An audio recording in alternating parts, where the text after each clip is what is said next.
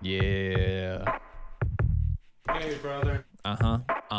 You're my older brother, and I love you. I love you, bro. Hey, brother. What's up? That's so funny. Yes, it is. Is that why you slap my brother around? You put me in the ring? No. Whatever happened to Am I My Brother's Keeper? Oh. Whatever happened to Am I My Brother's Keeper? Whatever happened to Am I My Brother's Keeper? Whatever happened to Am I My Brother's Keeper? Yeah, man. For he is truly his brother's keeper. And the finder of lost souls. How you doing, man? I'm so much better now, bro. I really popped you on the Isaac sample, huh? That was awesome. I didn't expect that. And that bothered me from a fundamental level. It didn't bother me. Oh, man. That was great. That was really great. Made me feel good. I might just export that whole thing. That's the recorded version. You're just laughing over the back half of it. Oh, no. I mean, That would sound good. I would just take your sample, your sampler channel. But if I had myself cracking up in the background, I would need a sample of you laughing to put over it as well. So it was like, that would be so silly. I got a beef though before we talk about funny stuff. Beef with me, bro. Ticketmaster. Dude, that was on my list. Because I'll be honest, up till this point, I agree generally with all of the trendy cultural grievances that are happening right now. Yeah. It does annoy me though that it's all based around Taylor Swift stuff, and I don't mean to be hateful or salty or disrespectful. I just find the Taylor Swift crowd a little unsympathetic in general. Yeah. And there's I don't know why there's a bit of like, it serves you guys right for hyping this person up so much that you've created an environment where regular people can't afford or even access your concerts. Like that's your fault for taking this fanship thing as far as people do for her. That's sort of just, subconscious almost feelings that I have about that. So and the congressional hearings, it pissed me off that the people in Congress were like making Taylor Swift puns while reprimanding Ticketmaster. I'm sure nothing will get done. I think what you said about the way you described the situation about being unsympathetic, that's the perfect way to put it, because it's like them as fans aren't bad people. Yeah. Those people who enjoy Taylor Swift music aren't, bad people, or I mean, I guess bad people isn't necessarily the right thing to say there, but I think most of the footage that's covered about Taylor Swift fans shows off a particularly annoying type of fan. It's like Rick and Morty fans. It's like any cult following Rick and fans. Morty's another perfect example. Yeah. I love Rick and Morty. It is very culty, another good way to put it. But that's only the stuff we know so many people who like Taylor Swift, and I think we both, no disrespect. Yeah, and I think we both respect her equally for what she's been able to accomplish, for the size of her fan base. It's just the people who go to the extremes that you, like you're saying, it's so hard to be sympathetic to them as like a fan of that person that they idolize so much. Yeah. I've never connected with her music on any meaningful level. And so it's easy to watch that from the sidelines. Wait, you're telling me that Love Story didn't at least play a tiny little violin in there? Well, when you put it like that. I'm playing. No, not at all. We used to play that song at high school dances. I do have a funny high school dance thing with that song. Oh, really? But but the song doesn't like take me back to the moment. It's the moment that associates you with the song, not vice versa. She's also been kind of a constant in my experience as a fan of music. Like I years after that high school stuff, I worked her Gillette Stadium shows.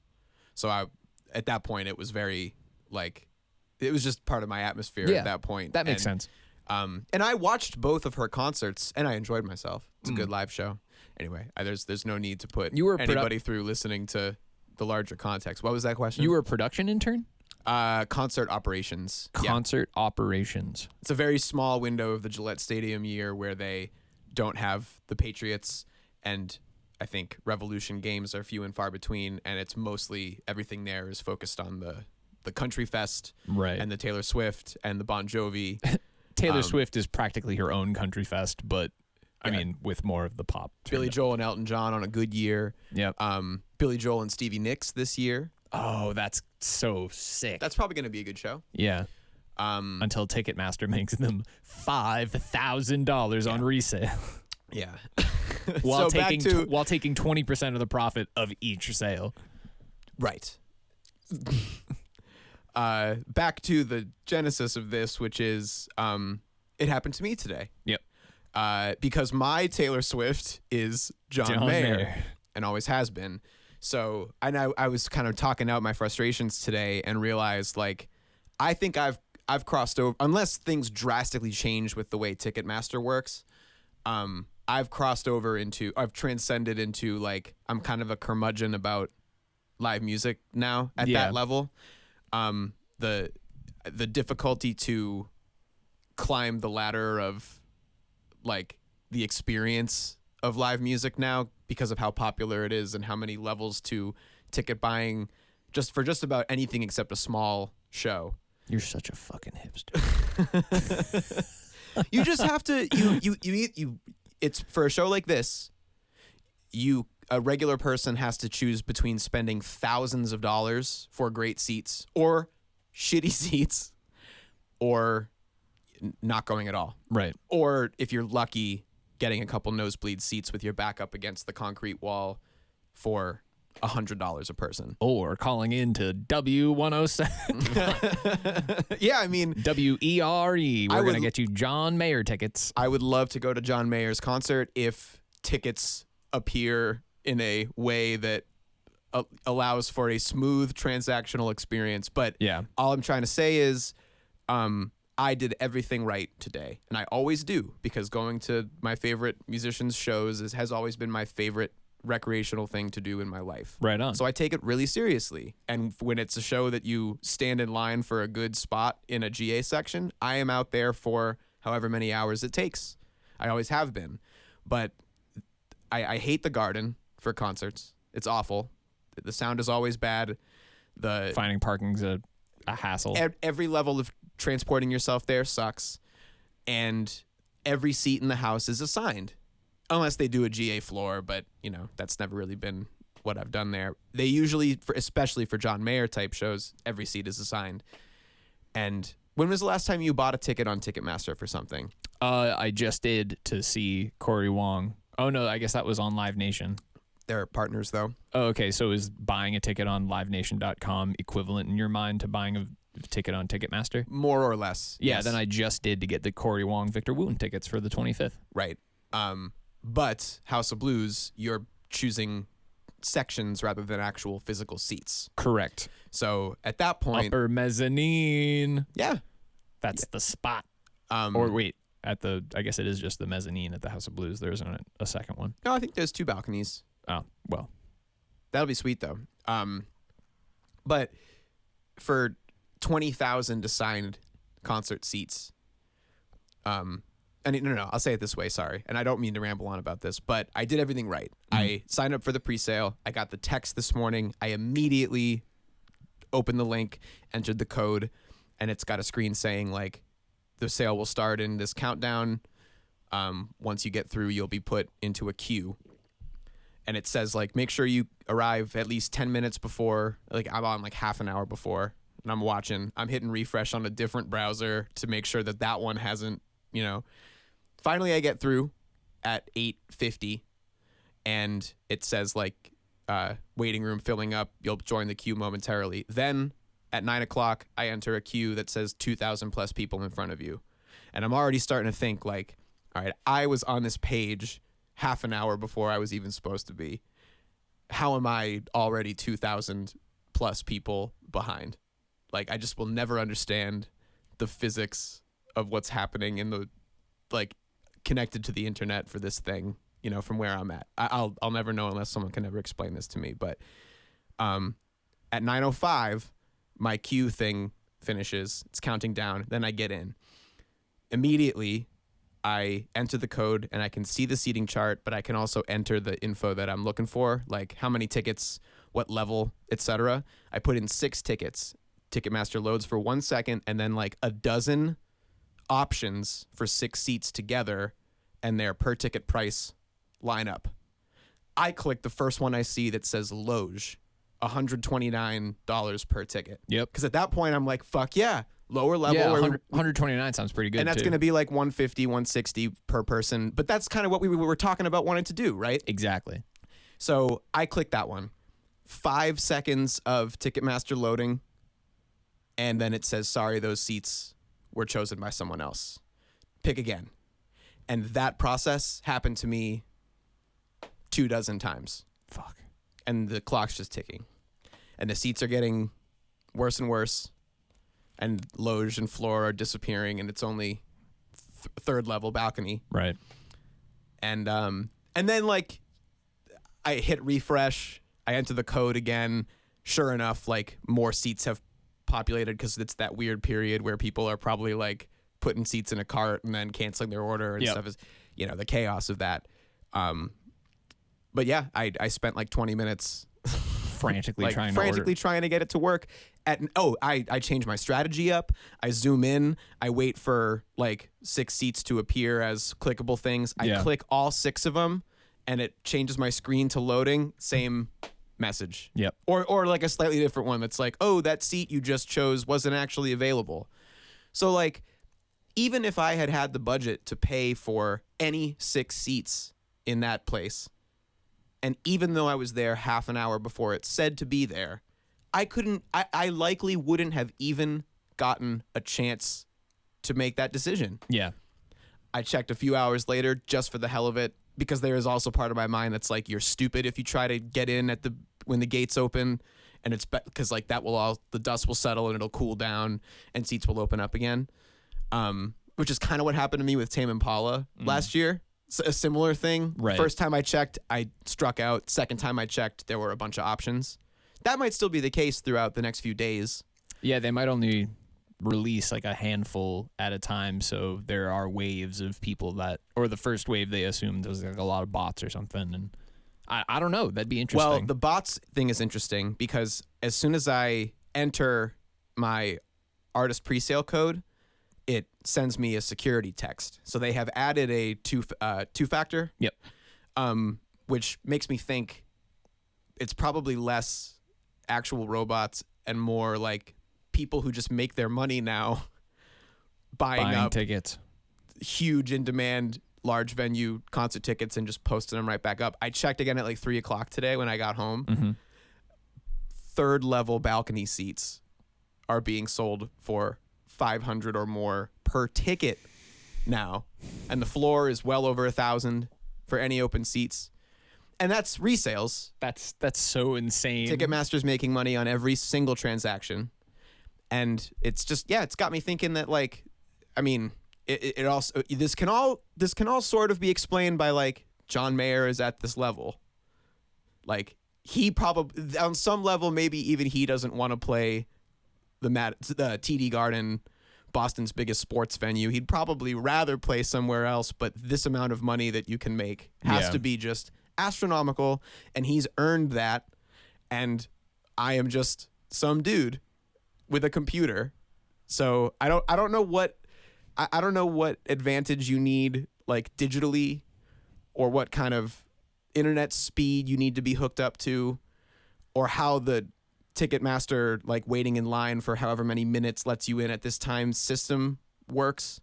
But like I definitely was in the position today of like I couldn't even like if I had gotten 6 tickets in our cart and it was like $250 a person, I would have called you guys and been like, this is nuts, and I know that's a ton of money, but that's the threshold. Like right. We could I would still do this, I think, just for the fun of it. And I feel like I've accomplished something by even getting 6 tickets into a digital shopping cart for this show. Right. But to have fallen to have fallen short of that by so much it was heartbreaking. Yeah. And I was like, I don't even, this John Mayer show isn't even the one that I really like. I want to see him with the band. I want to see the full show. And the solo acoustic thing is cool. It's rare. Right. I'm sure it would be a beautiful experience. We still might get to go. It still might happen. But I'll go D&D.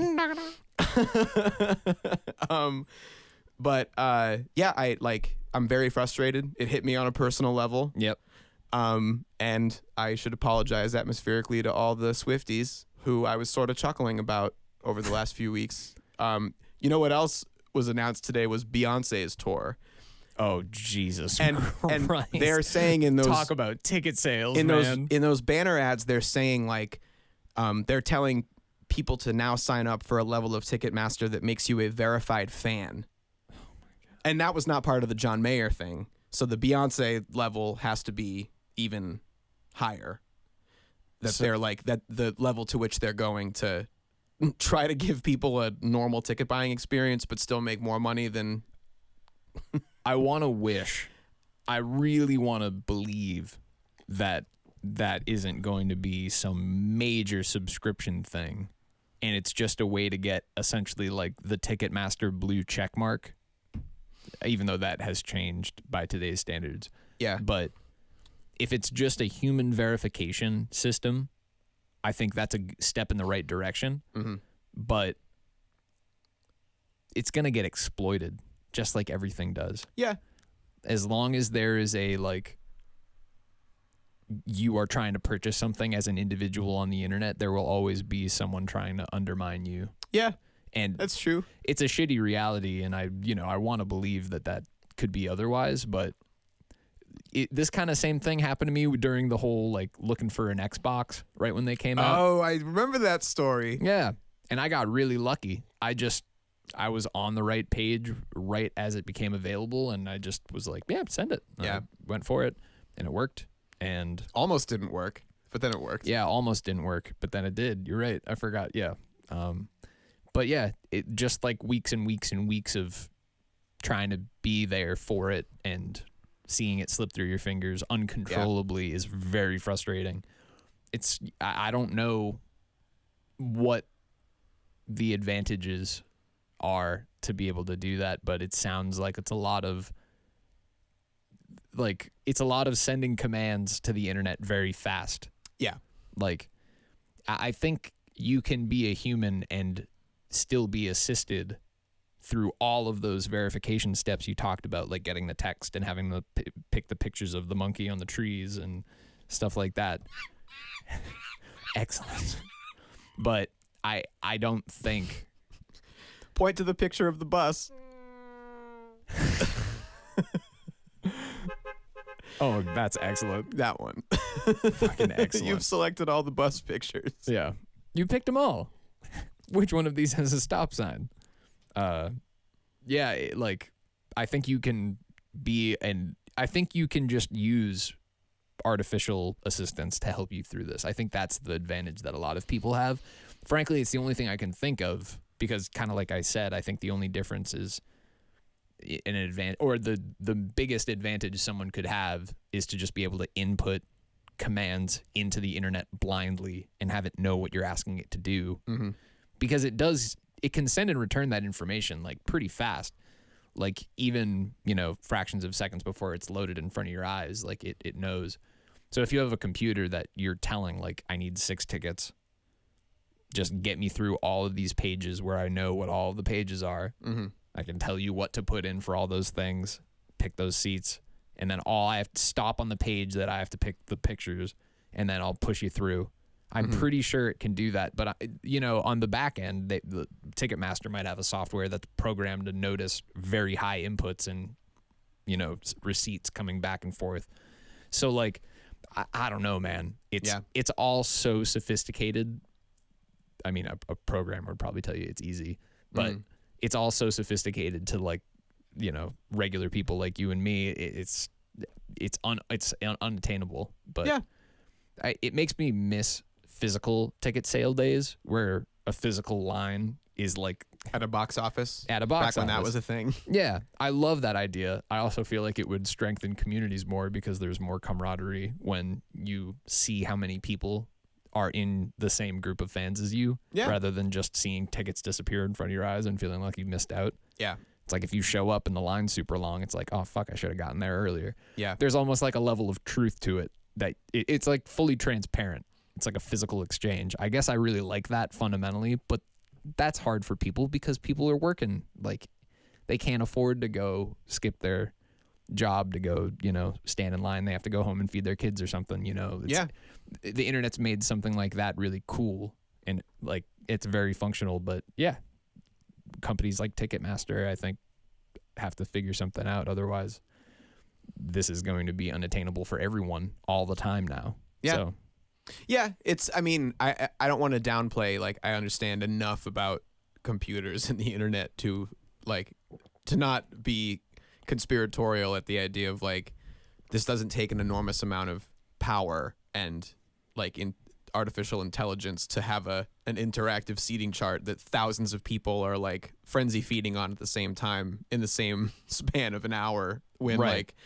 like, I understand that could crash any other regular type of internet page or system or whatever, but yeah, like it also seemed to me like they were selling the entire venue during the pre-sale. Like, they still have a public on sale listed for Friday, and I suppose philosophically it's okay for them to be like, actually, we sold all the tickets during the pre-sale, because like what they'll probably do is announce another night if this sells out so fast, like, That'd be sick. Yeah. How much do we have to pay you, John? I'm so soured on it now. Here? Like, I don't even know if I'd want to try that again. I have such low confidence in its ability to work for my benefit. Yeah. Especially since the same people are getting the same notifications you are who bought them before you did. Yeah. So if they're buying them for malicious purposes, we'll get a whole nother experience to take all of that opportunity out from everyone's feet again. Yeah. It's kind of crazy. This is funny, though, dude, because BLB just played a show in New York. I was going to ask, how did the Mercury Lounge show go? It was so awesome, man. Before recapping, though, I might have told you, but the week leading up to the show was the Congressional Ticketmaster stuff. Right. So John, and maybe Dan, too, got a couple texts from people that were like, hey, I can buy at the door, right? And he was like, yes, but it's really helpful to everyone if you buy in advance. And the dude wrote back to John and was like, I know, and I would, but I really would rather give my money to someone at the venue than pay it through Ticketmaster. And there are 40% fees on these tickets right now, which is crazy, but it's a $15 ticket, so it's not that big a deal. But add that to the whole, like, the stuff they're going through with Congress right now. Like, basically, like, I'm in fuck Ticketmaster mode. Makes sense. And I refuse to do it, but I still want to support the band. And what a good fan. And so John was talking to us about, like, maybe we should really make sure that we don't find ourselves in this position again, especially just for the time being until Ticketmaster does a more faithful job trying to make people restore their confidence in them. Right. And because it was funny up until that point, because I've never liked Ticketmaster. I've just kind of coexisted with it. And it was What do you cool. mean? You have a Ticketmaster t-shirt. You have a sticker on your guitar case. I'm joking. I'm completely I bet they've joking. never made merch. I bet no one has ever asked. I bet they have internal merch, but you're right. Well, they probably have company fleeces with the patch sewn in. I mean, after all this bad PR they're getting, they're going to need to start building up public reputation. Good one. Thank you for giving me laugh credit on that. I didn't think it was worthy, but made me laugh. You got my back. Thanks, bro. Yo, fuck Ticketmaster. It's funny though. I was the humor I saw in it was that, like, up until that email I read and the stuff was on the news, I was like, I geeked a little bit over seeing our show and our picture on Ticketmaster. That was a step. It's a pretty cool milestone. That was like, that's pretty sweet. Yep. So Mercury Lounge. Yeah, dude. The pictures looked sick. What a stage. Yeah. What did they have, like 20 moving headlights all the way around the perimeter of the stage? That was so cool. Shall I walk you through how it's laid out? I'm very curious. Yeah, because I've never been there. I went there 10 years ago when I was a student at Syracuse. How close was it to Syracuse? Well, it's in New York City. Oh, right. Sorry. But we went there for a long weekend because the event going on in the city was CMJ, which was the College Music Journal's like long weekend of mini South by Southwest, basically like a convention with panel speakers and exhibitions and stuff during the day, and then at NYU, and then at night just around NYU, the Lower East Side particularly is where Mercury Lounge and all the other small rock venues in New York are. But every stage in the city had like afternoon through late at night shows, just band after band after band after band. So cool. I saw like Alpine, and there was a lot of bands like Head in the Heart and Lumineers like just popping up all over the place at that time. So I saw a lot of that. A lot of Americana, folky stuff. Yeah. Alpine was my favorite concert that I saw. Jukebox the Ghost. Yep. I actually saw the drummer for Jukebox the Ghost in the crowd at the Alpine show. That's awesome. I said hey to him, and I was like, I just saw you guys last night. That's dope to hear. He's like, the drummer of this band is my friend from college or whatever. Oh, that's so cool. So the other bands were seeing other bands too, and like, nice. It was cool. Mini South by Southwest in New York City. So there's all these awesome venues that I saw a bunch of shows at that week. Arlene's Grocery, Pianos, which closed. I thought it closed down permanently, but it is open again. Cool. And a lot of them have like a small stage in the back room and a big stage in the front room, or like an upstairs, downstairs kind of thing. Yep. But Mercury Lounge, I think, is just the perfect small rock room. It's perfect. 160 cap. You said? No, we had 160 there. I think the live room was 190 something. Cool. So it was full. It felt full. That's a healthy sized room. That feels like a big room when you're a band that plays, intimate music. Yeah. So. Yeah. It's across the street from Katz's Deli. So sick. But there's a line to get into Katz's Deli all day and all night. Just at all times. So you really, it's I feel that by the time you get in and do it, it's worth it maybe. But did you get Katz's Deli? No. We didn't have the time. But yeah, so you and it's on Houston Street, so very busy and crazy all day. You could basically get off the highway onto Houston Street. Like the directions were very simple. It was like you're driving on the highway along the East River, and then you pull off the East River onto Houston and just drive like halfway down it and turn around and you're right there. Oh, cool. But that road, that Houston by the highway, is where some of the craziest panhandling I've ever seen in the world is. Like people who have like the bottom half of their leg has been amputated and it's just an open wound, and you're Whoa. like, did it get chomped by a lion around the corner? Like it looks just like moments ago. Yeah, and people are in like wheelchairs, like just rolling out across 4 lanes of New York City car traffic, and like it's crazy. It doesn't take long to get from this venue back to the highway, but dude, that's my least favorite part of the driving in and out of New York is just that stretch of Houston right there off the highway. It's like you're playing Frogger. Like that's just wild. Yeah. Anyway, Mercury Lounge, perfect venue. You walk in, merch sales right on the right. The bar runs down your left, just a straight narrow hallway. Bathrooms are all like everything except the stage is in this first room. Perfect. And then there's swivel doors with like big cushiony swivel doors. So cool, like theater doors. Yep. Cool. Blast those open and you are in a big square. And you walk in, the sound booth is at the back, and the whole room is just wide open, but there's like leather couch seating along the sides, and then the stage is in the front, a ton of lights, and just massive PA and subs underneath the stage. Real room. So Fuck yeah. So the stage is like 3 or 4 feet off the ground. Yep. If you're in the back of the room watching, you can see every person in the band from the waist up. Like it's great visibility. And our sound guy Gideon was the man, and they ran. Next question, Gideon. Can we get that drop?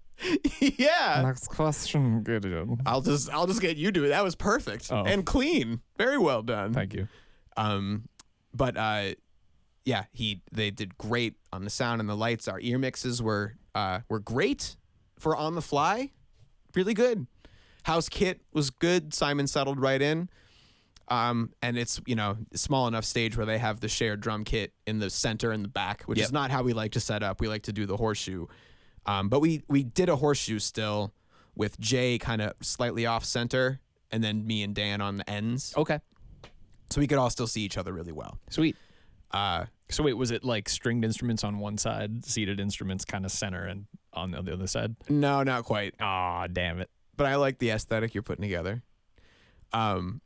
But Isaac's over here like, you guys could be just, I see you in the corner because you and Jay have strings going this way. Yes. And Dan and Simon are on, they're on thrones. Uh-huh. keep going.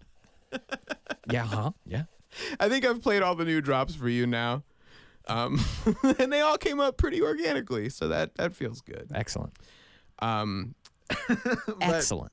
So yeah, there's a bunch of stuff I love about it. Like you can be in that bar entry area with the doors closed. You can hear what's going on, but if you're trying to talk to someone, you can just, it's just enough barrier that conversations become intelligible again. Exactly. Yeah, that's good. That's a really good feature of a venue. Yeah. It's perfect layout.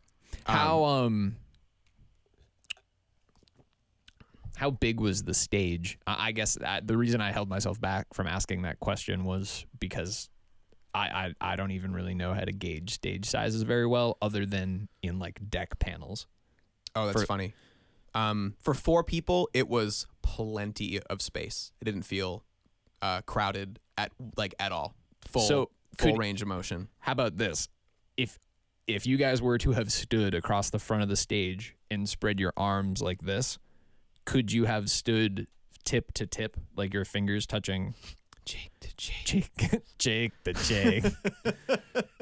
Could you have stood all the way across the stage like this while all still being completely on stage but without touching each other? If I were to guess in my head, I think that we would not touch the walls, but it would be close. Okay, so I would guess that that's probably a 20-foot wide stage. That sounds right. Okay. Sure. And then the depth was more than adequate. It was like 2 full drum sets of depth. Yeah. So Simon with his back near the wall, but not at the wall because there was all these floor lights behind him. Mm-hmm. Like you could have put a whole other drum set in front of him. And the stage had a couple little, I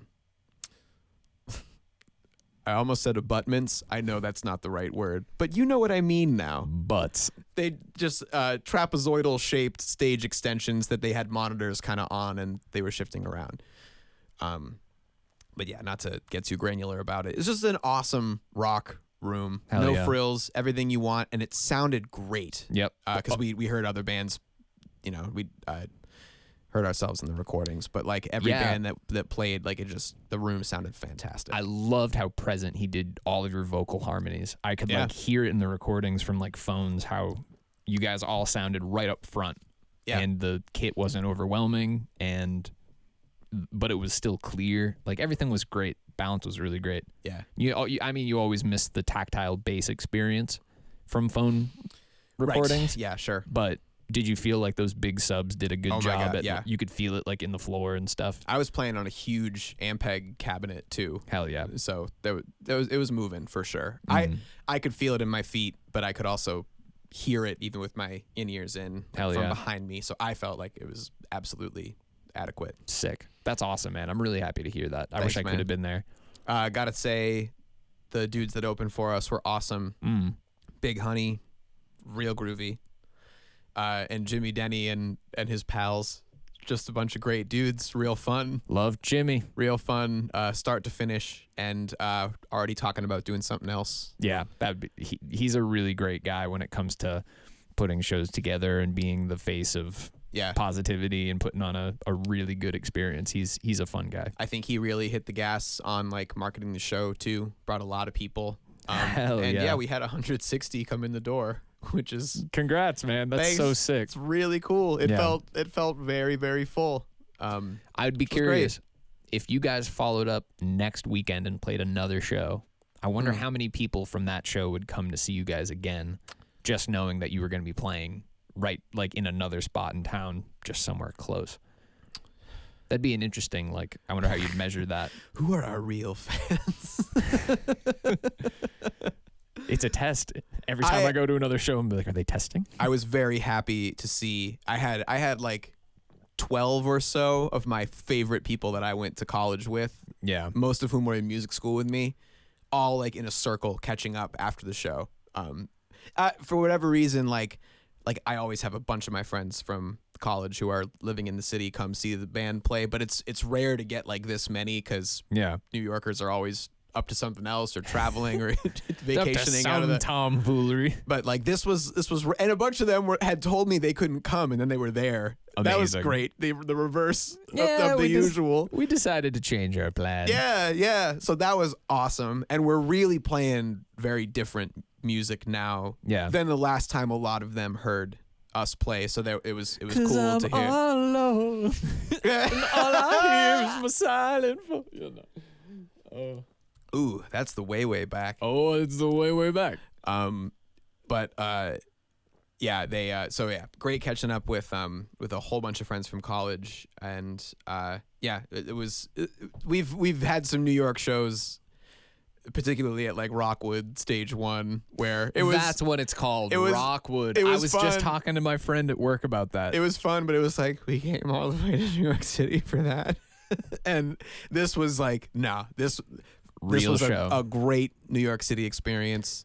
Nothing stupid happened either, like just getting to and from New York City. We were lucky about that, and took my car, which I'm always a little on edge about, and it went great. Thank you, John Bricker. Oh yeah. Thank you, John Bricker. Yeah. Here's to you, Mr. Jonathan.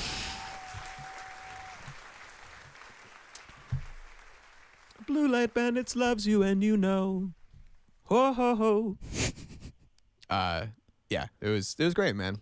It was really fun. Congrats. I think we'll space it out. Yeah, talked Boston Calling with our people. A bunch of my New York friends too were like, "Is this the perfect opportunity to take a few days off and go to Boston?" And I was like, "Yes, it is. Do it." Max is already talking about maybe coming from Texas. Oh my God, man. He is most welcome here. I can't imagine someone who I'd rather look out from stage and see. And I know he's shouting all of our lyrics too. And that I love when other people see that, who are hearing us for the first time and are like, "Oh, they have dedicated I guess fans. We're at the right place." Yeah.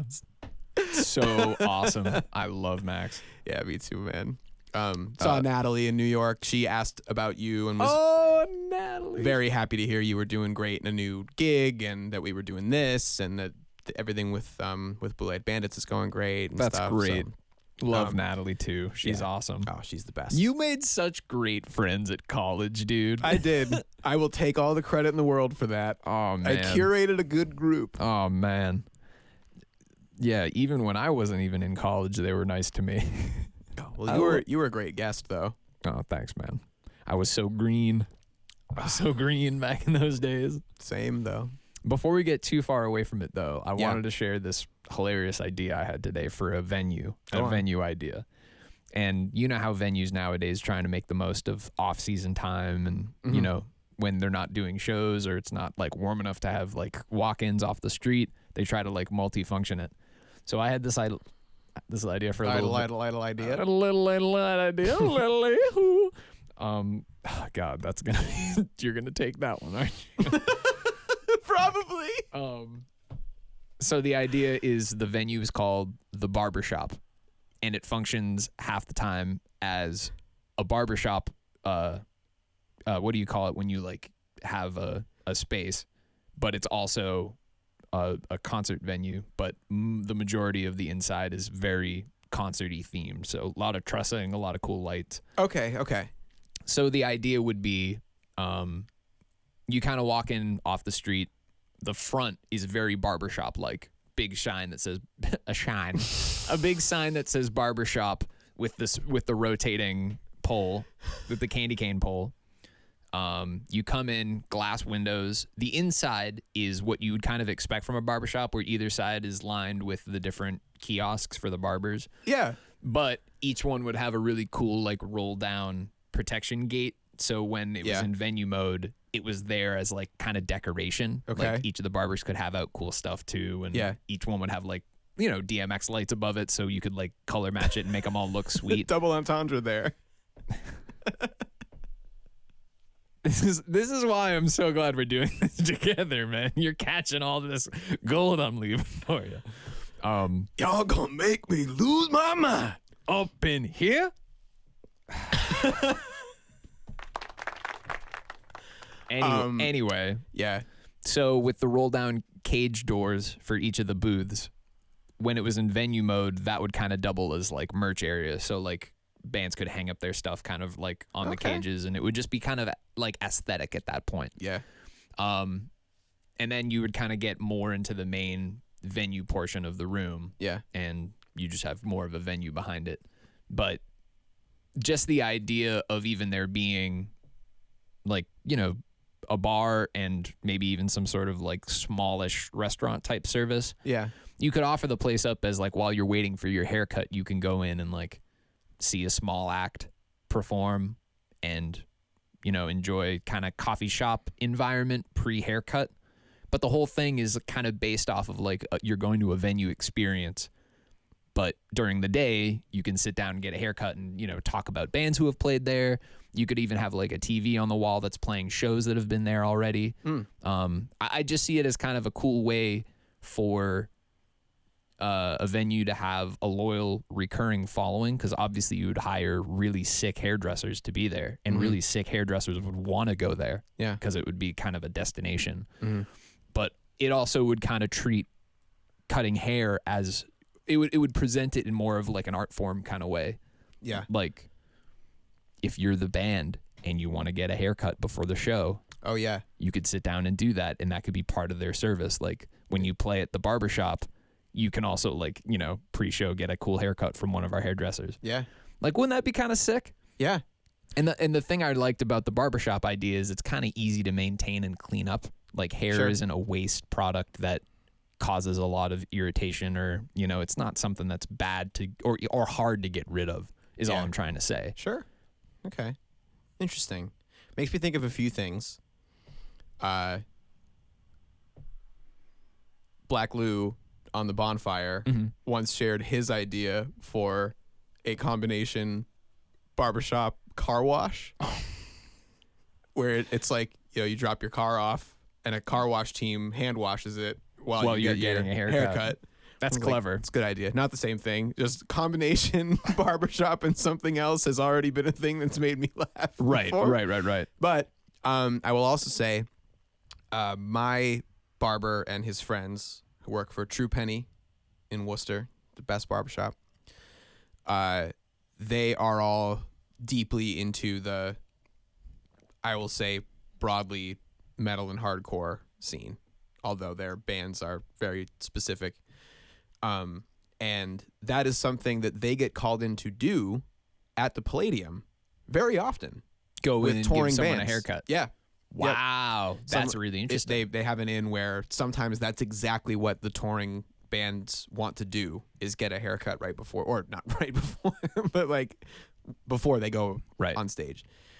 So he's showed me pictures before, and I can't remember which bands he's gotten to do that for, but he's been called in for like on the fly barbershop gig backstage sick. At the Palladium. So what I will say is I think that your head's in a good place about the demand for that particular part of what you're describing. But a barbershop is a very mobile friendly thing. It's expensive if you can hire a barber who can come to you or come wherever. That's obviously a white glove service, if you will, within the world of barbershops. The other thing I was going to say that made me think, and I hate to throw cold water on it, the smell of a barbershop is something I am thinking now I really could only tolerate in the environment of I'm waiting for a haircut. Like all the chemical products and stuff. Yeah, it is a harsh smell to walk off the street into, and that's a good point. But music venues kind of have the same thing. The smell of a good music venue is usually a bad smell. Wow, that's a statement and a half. Mercury Lounge also has this. I didn't mention it earlier, but like it has the dankness of a place where a music New York happens. dankness. Yeah. But so like I guess maybe that the problem might be the solution in this case, because a music venue is not going to smell great. A barbershop is going to smell very strong. Maybe the barber smell masks the dank music venue smell. It's like you're mixing Coca-Cola into other sodas. I also think like you're also onto something with, I have noticed in my adult life that higher end barber experiences are becoming like a touristy thing. Yep. When Ash and I were in Miami and we went out for a night in Wynwood. Are you familiar with Wynwood? Nope. It's a neighborhood in Miami that is it's known for its like art galleries. It's winds and it's woods. It's woods. It's winds with a Y.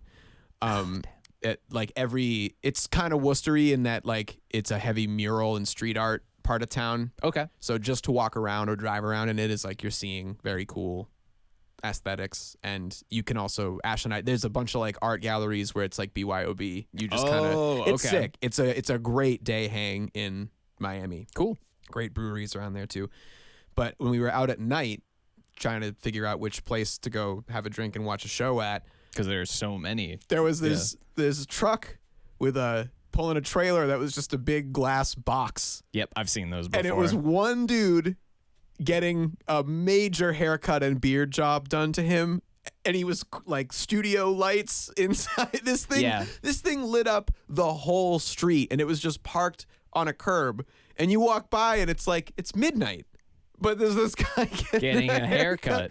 And he must have been paying $100-something for that, if not more. I wouldn't take that particular experience unless it was given to me. I think like I don't like the haircut to be the thing people are walking on the street and looking at me for.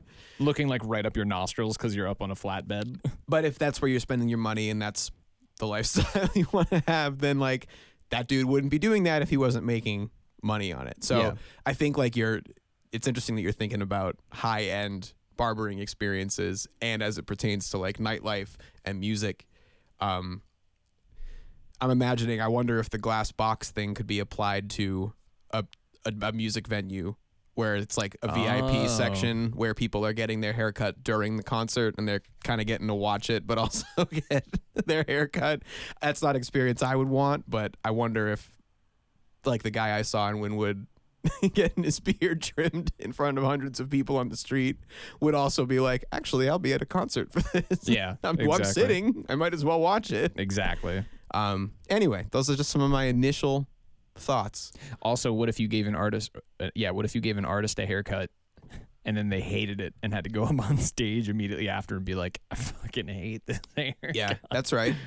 You're always risking something like that. It's like in any hairdresser at the place, whatever their contract is, it just says if you piss off the artist before they go on stage, you're fired. It's like you cannot fuck up that. Actually, yeah, maybe if you were the owner of the company and you were also a barber or a hairdresser, you could do that.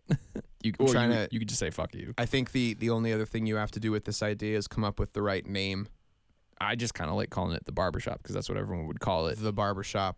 If they're referring to it as a venue, it would be called the barbershop. Because everyone would just be like, what venue are you talking about? And be like, that barbershop.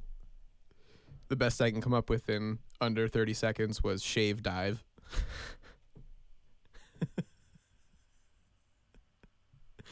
It combines shaving, a barber reference, a dive, a bar, and stage dive as a pun. Oh, okay. That's the one I missed. I got the first two, but I didn't. Oh. Yeah, I know. It's okay. That just scared the shit out of me. That was so loud. I thought like no, it's cool. 100 people. They didn't like it. We're not keeping that. No, it stays. It's okay. I'll make shave dive my idea. Steal your idea. It would have to be like stave dive.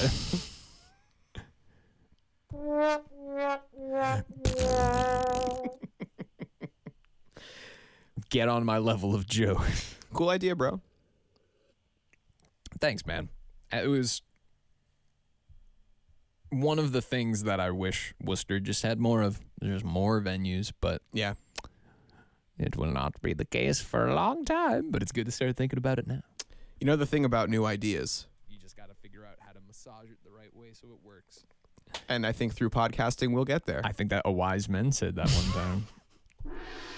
Ah, yes! Very good. Very good. What else you got on that notepad over there? Well, I did have a note that I'd like to at least break down how we have the studio set up. Oh, okay. Just if anybody was curious. I mean, there are infinite videos on how to do a podcast, but no, I think we do it. You engineered a very nice one, Thank I you. think the people would like to know. I think we did it in a pretty convenient way for a lot of different things we might want to do with it later. It's not like we're, locked into a dedicated podcast studio kind of product. Like a lot of people use that thing called the Rodecaster, which is the little mixing board with all the colorful buttons, and it's got all the headphone outs for 4 guests, and it's a great product. I've used it, I've looked at it a lot, but it's kind of tough when somebody thinks that's all they need and they still want to do like a million different things with what they've recorded down the road. But just to give a quick overview, I'm kind of running the video computer over here. Ethan's kind of running the sampling computer, and just you're on that as a pretty dedicated job, but you're also driving most of the conversation, I'd say. On my side, I'm screen sharing to this monitor, but all of that is getting passed through this A10 Mini Pro video switcher.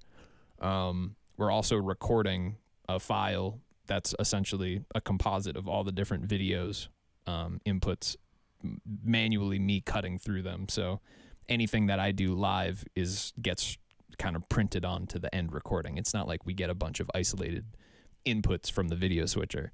And right now, those two of the 4 video inputs that I have available are being used by the camera, which is a Canon crop sensor DSLR, the 80D, and then my MacBook Pro from 2014 that still has the HDMI output on the side. Thank God they brought those back.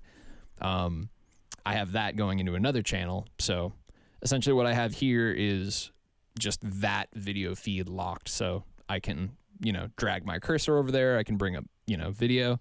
But then I'm also plugged into an audio interface over here that we have our mics, and then the output from your computer is coming to me as its own individual channel. And for lights, we just have a newer LED. I forget. Rather than older. It's newer than the other lights. That one's old. That one's newer. That one's even newer than that one. Nah, and then that's our singular light source, which is why we have really hard shadows. And the TV is there to monitor our video feed. There's all the inputs. But that's pretty much it. And then in post, I just process all the audio in Ableton. I compress it a lot, add EQs to our vocals. And then I just put that right underneath the video file that is already containing the audio from this whole session. And I can just line it up that way, adjust it if I have to, put on the titles, and then send it off. Super easy. Anybody can podcast, even you.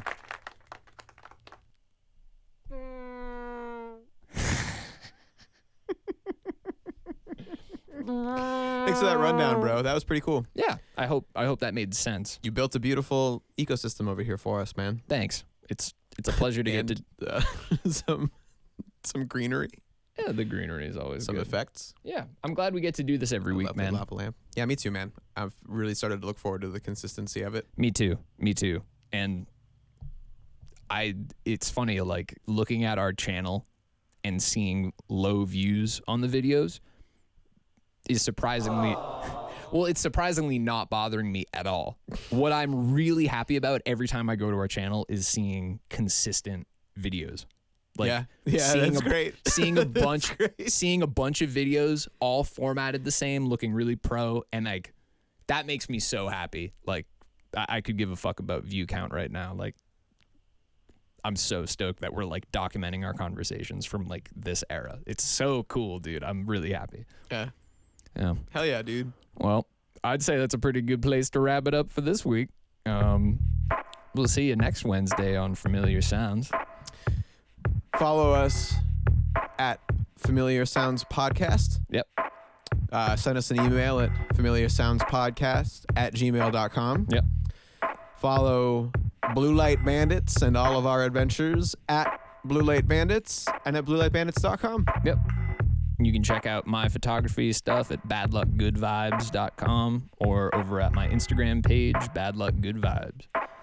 But yeah, dude, excellent week. Looking forward to do next one. And yeah, I'll see you then, bro. Hey, brother. That's so funny. And you laughing at my brother? There isn't a Bye Brother sample, is there? Not from the... You mean Buster? Yeah, any sample of being like, goodbye, brother.